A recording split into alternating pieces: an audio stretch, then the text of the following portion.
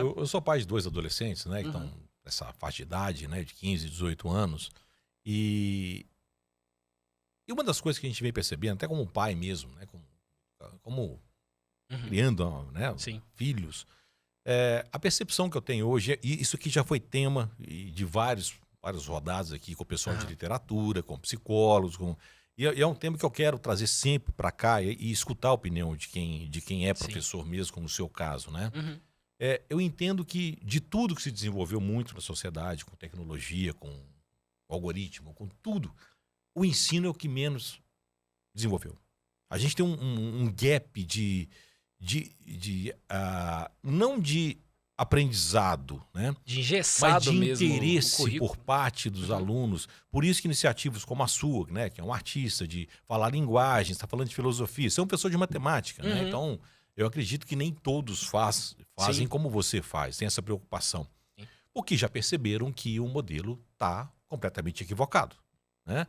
A gente já, além, eu vou até um pouco mais além disso. Não é só no relacionamento, não é só na forma como você tem de tratar horizontalmente o aluno, de trazer para perto de você, de trocar ideias, mas na própria formação acadêmica, do currículo.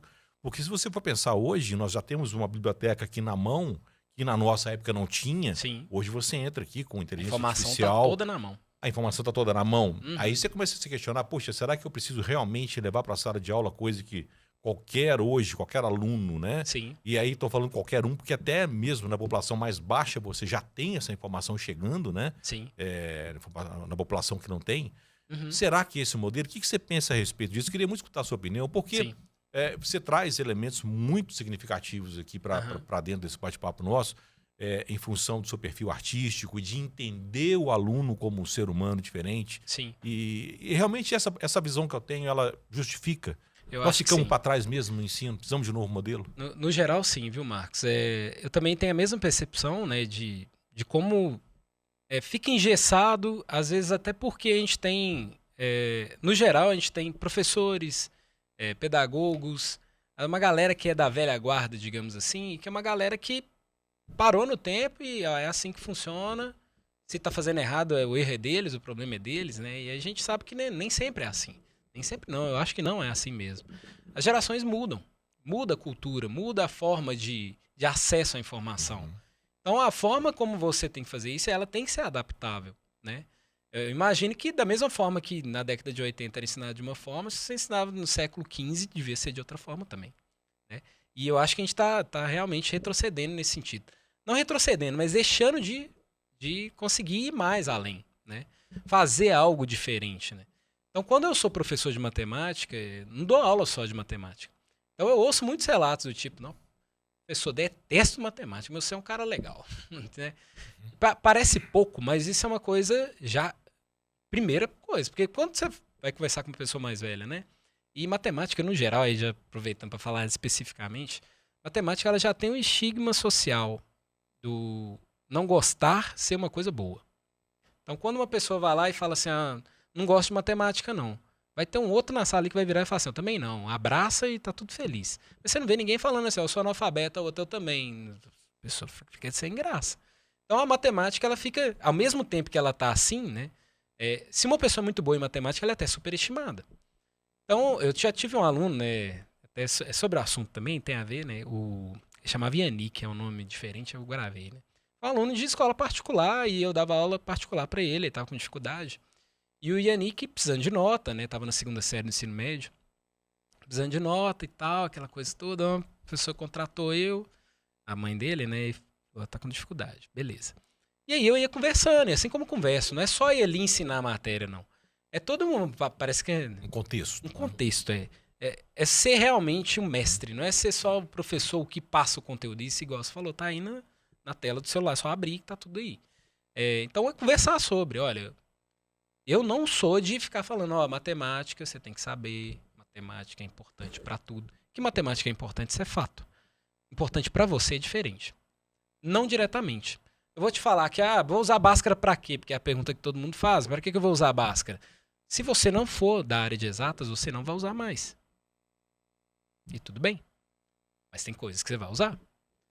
E você precisa ver uma coisa que você não vai usar para você saber que você não quer usar ela também. Então, de primeiro momento, você precisa disso. Eu falei com a Yannick, você precisa disso só para passar de ano. Você precisa vencer esse obstáculo da sua vida. O que você vai fazer depois é outra questão. Você não precisa amar matemática, mas você precisa entender ela nesse momento. Faz parte do seu processo de construção. E nesse caso aí deu certo. Ele comprou a ideia. Ele falou, não, então tá, vou só estudar, então vou fazer o que tem que ser feito. Porque no final das contas não é que é difícil, que é impossível, não sei o que, não é porque a galera não estuda mesmo. Ou quando estuda, estuda mal feito, né? Por falta de incentivo ou por falta de orientação mesmo. Mas todo mundo pode ir bem em matemática. Isso não é uma questão de, nasceu time. Eu não acredito em time exatas, time humanas. Você tem afinidade por um, afinidade pelo outro, mas você pode ser bom nos dois. Tem um amigo meu que dá aula no como é que chama esse aqui? Famosão? Santo Antônio. O Colégio Santo Antônio é professor de literatura. E eu lembro quando a gente fez vestibular junto, fez cursinho junto. A nota dele foi maior do que a minha em matemática. E ele não vai fazer letras. Não tinha nada a ver uma coisa com ela. É a pior nota, é que você mais gosta e não quer dizer que é a melhor, né? Então, é muito comum isso, sabe? E aí o Yannick começou a ir muito bem nas provas. E bem a ponto que a mãe falou, não precisa mais, resolveu o problema. Agora não precisa de mais professor de particular. Passou um ano, terceira série. Aí passou o Enem, ela me ligou. Oi, Túlio, tudo bem? Joia, não, então... Ô, Túlio, eu queria que você conversasse com o Yannick. Eu tô com uma situação muito complicada aqui, Túlio. O que tá acontecendo? Olha, o Yannick tá querendo fazer artes cênicas. E qual é o problema? Aí ela... Não, ele tirou total em matemática e física em todas as provas da terceira série. E ele tá querendo fazer uma área e eu não sei se isso vai dar retorno. Eu entendo a preocupação da mãe, sabe? Né? Realmente é pouco valorizado. Mas a gente sabe que para qualquer área, se você é um cara bom, você vai ter espaço. Para qualquer área. Você não pode pensar nisso, né? E eu, como professor, tenho que deixar isso claro, né? E eu fui conversar com a mãe sobre isso, deixei ela até mais calma em relação a isso. Mãe, o Yannick nunca foi interessado em matemática, ele nunca gostou. Ele só enxergou isso como um obstáculo. E ele foi o primeiro lugar em artes cênicas. Porque ele era muito bom em matemática, coisa que a maioria da pessoa do artes cênicas não. Eu sou da artes cênicas, então vou deixar de lado. Ele só viu aquilo como um pré-requisito para ele fazer o que ele queria de fato. E tudo bem, eu não é porque eu sou da matemática, e eu sei que isso acontece. Porque toda vez que eu falo que eu sou professor de matemática, alguém olha e fala, espanta, nossa, inteligente. Como se fosse diferenciado, eu não me sinto diferenciado. Ao mesmo tempo que eu fico admirado com alunos que dançam, façam coreografias que eu não consigo fazer, nem se você me deixar aqui o dia inteiro fazendo. Existem inteligências diferentes. E ao mesmo tempo a escola, às vezes, ela dá o peso nisso. O próprio Enem é prova disso. Quando o Enem coloca 1/4 da prova sendo matemática, ele está selecionando. Ele está querendo só a galera que é especificamente boa nisso. E está deixando, às vezes, uma galera que é muito boa em outra parte ali, que não vai conseguir chegar no mesmo nível que as outras na matemática. Então, nesse sentido, até a nossa avaliação ela é errada, né, nesse sentido. A gente fica olhando lá, quem que é o menino bom? É o que é bom em matemática. Não é bem assim.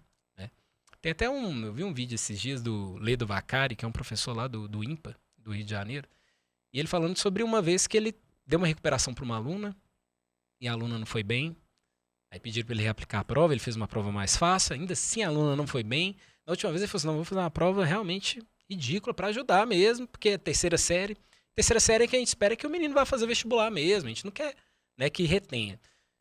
Eu sou da opinião seguinte, chegou na terceira série, o cara não aprendeu alguma matéria e não vai aprender mais. Pode até repetir, de fato vão ter casos em que vai ter que repetir o ano, realmente, mas geralmente é por um excesso, né? Não por uma matéria. A gente não é nesse sentido, a gente não tá querendo que o cara seja bom em tudo, não é isso. A gente sabe que tem gente que vai ter afinidades, né? Então, assim, a dificuldade que teve da terceira série, né, desse vestibular, de passar de um ano para o outro, esse Ledo falou que a menina, na última prova, que era fácil demais, aí falou assim, olha, a aluna tem acesso à prova? Aí, na época, né, isso é um colégio bem antigo, esse Ledo é bem mais velho. Eles falaram, não, ela não tem acesso não. Ele, não, então quantos pontos ela precisa passar? Eles falaram, ela precisa de 7. Ele, então tudo bem. Ele deu 7 pontos sem nem abrir a prova. Aí você pode falar, questionar, pô, tá errado isso aí, não tá não? Aí ele fez o seguinte comentário, ela fez o vestibular, passou em primeiro lugar em psicologia na PUC. Ele iria reprovar uma menina em matemática que passou em primeiro na psicologia na PUC. Você entende que o sistema está todo errado nesse sentido? Poderia o sistema ter errado e deixado a menina fazer a terceira série de novo, de repente no outro ano por nervosismo não conseguir passar e morreu o sonho dela, porque ela não era boa especificamente em matemática. Então a gente tem espectros diferentes. Eu não estou falando que as matérias são mais ou menos importantes. Todas são importantes. Mas a forma que a gente avalia isso do aluno é o principal erro que a gente tem. E isso afeta todo o sistema. Porque quando ele pensa que ele tem que fazer uma prova, que ele precisa de ponto nisso, que ele precisa naquilo outro, a gente mata algumas coisas dentro do aluno. Então ele deixa de querer aprender, ele passa só, tem que saber para fazer a prova. E aí o menino faz a prova, vai bem. No sábado você pergunta a mesma questão e não sabe fazer. Então é no geral, assim, é uma coisa sistemática. Outro sabe? dia a gente estava numa discussão